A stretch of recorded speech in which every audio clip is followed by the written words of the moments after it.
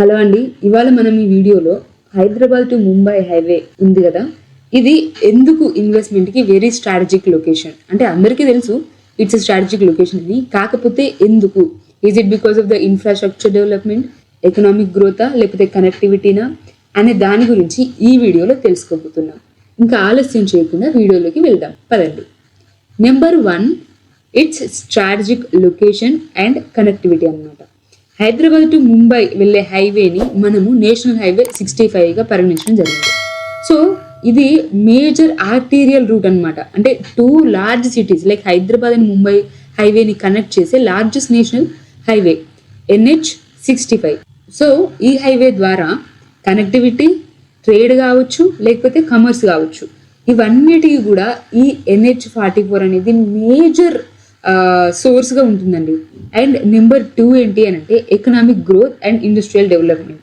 So pharma and IT hubs ఏవైతే ఉన్నాయో, Hyderabad is known as the pharma capital of India అండి. అంటే significant IT hubs కూడా మన హైదరాబాద్లో ఉండడం జరుగుతుంది. Like companies doctor Reddy's laboratories కావచ్చు, Aurobindo pharma, Infosys, TCS and Microsoft, ఇలాంటి మేజర్ ఆపరేషన్స్ అనేవి ఇక్కడ మనము చూడొచ్చు. అది కూడా అలాంగ్ ద ముంబై హైవే. హైదరాబాద్కి వెస్ట్ సైడ్ మనకి ముంబై హైవే వస్తుంది. సో ఈ ముంబై హైవేకి ఆనుకొని ఈ కంపెనీస్ అన్నీ కూడా ఈ economic growth and industrial development అయితే ఉండడం జరుగుతుంది. అండ్ మ్యానుఫ్యాక్చరింగ్ అండ్ ఇంజనీరింగ్ అనమాట. సో ఈ రీజియన్లోనే మనకి substantial investments and manufacturing engineering sectors అనేవి ఉండడం జరుగుతుంది. లైక్ BHEL కావచ్చు, భారత్ హెవీ ఎలక్ట్రికల్ లిమిటెడ్స్ కావచ్చు, లేకపోతే Mahindra and Mahindra have significant operations near this corridor అనమాట. అండ్ నెంబర్ 3 చూసుకుంటే ఇన్ఫ్రాస్ట్రక్చర్ డెవలప్మెంట్, రోడ్స్ కావచ్చు, ట్రాన్స్పోర్ట్ కావచ్చు. So expansion of this NH65 ఏమైంది అని అంటే betterment of the goods and పీపుల్కి దోహదపడింది. So this has attracted logistics, warehousing companies like DHL, Blue Dart to set up operations అనమాట on this highway. And smart cities. So ఈ కారిడార్లో smart cities development కూడా జరిగిందనమాట. Such as Navi Mumbai and Hyderabad which focus on sustainable and hi tech infrastructure అనమాట. Number 4 ఏంటి అని అంటే educational institutions, renowned schools కావచ్చు, కాలేజెస్ కావచ్చు ఈ హైవేలో ఉన్నాయండి. స్కూల్స్ వచ్చి చూసుకుంటే మనకి ఆక్రిడ్జ్ ఇంటర్నేషనల్ స్కూల్ కావచ్చు, లేకపోతే హైదరాబాద్ పబ్లిక్ స్కూల్ కావచ్చు. సో ఇలాంటి క్వాలిటీ స్కూల్స్ అయితే ఇక్కడ మనకు చూడొచ్చు. అండ్ కాలేజెస్ అండ్ యూనివర్సిటీస్ వచ్చి చూసుకుంటే బిట్స్ పిలాని హైదరాబాద్ క్యాంపస్ కావచ్చు, లేకపోతే ISB Indian school of business కావచ్చు, అండ్ IIT ఆఫ్ హైదరాబాద్ కావచ్చు విచ్ ఈస్ ఇన్ కంది. సో ఈ లొకేషన్లో మంచి national level colleges, universities and schools కూడా ఉండడం జరుగుతుంది. అండ్ నెంబర్ 5 వచ్చి చూసుకుంటే హెల్త్ కేర్ ఫెసిలిటీ అనమాట. సో హాస్పిటల్స్ వచ్చి చూసుకుంటే అపోలో హాస్పిటల్స్ కావచ్చు, Yashoda hospitals and care hospitals తో పాటు స్పెషాలిటీ సెంటర్స్ కూడా మనకి ఈ హైవేలో ఉండడం జరుగుతుంది. Like LV Prasad I institute in Hyderabad, like that.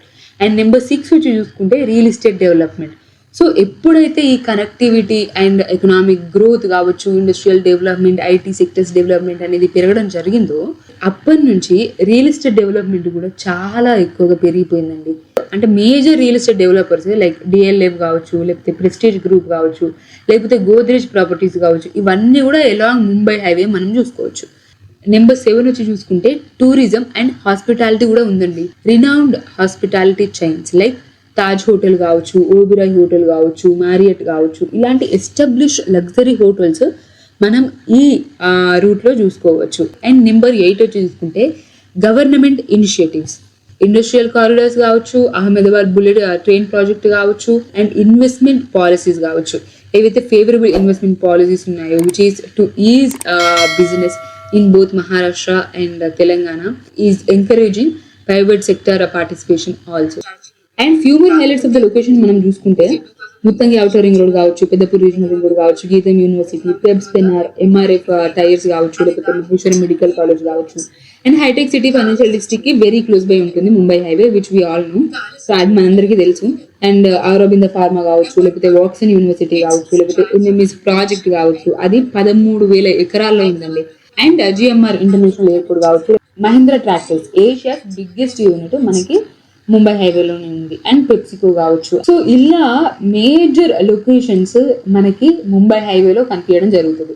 So మనం చూసుకుంటే కోవిడ్కి ముందు కూడా ప్రైజెస్ కావచ్చు, లేకపోతే ఇప్పుడు ప్రైజెస్ కావచ్చు చూసుకుంటే ఒకప్పుడు అంటే 15,000 18,000 అలా ఉంది, ఇప్పుడు 40,000 వరకు కూడా ఉంది ఓపెన్ ప్లాట్స్ మనం చూసుకుంటే.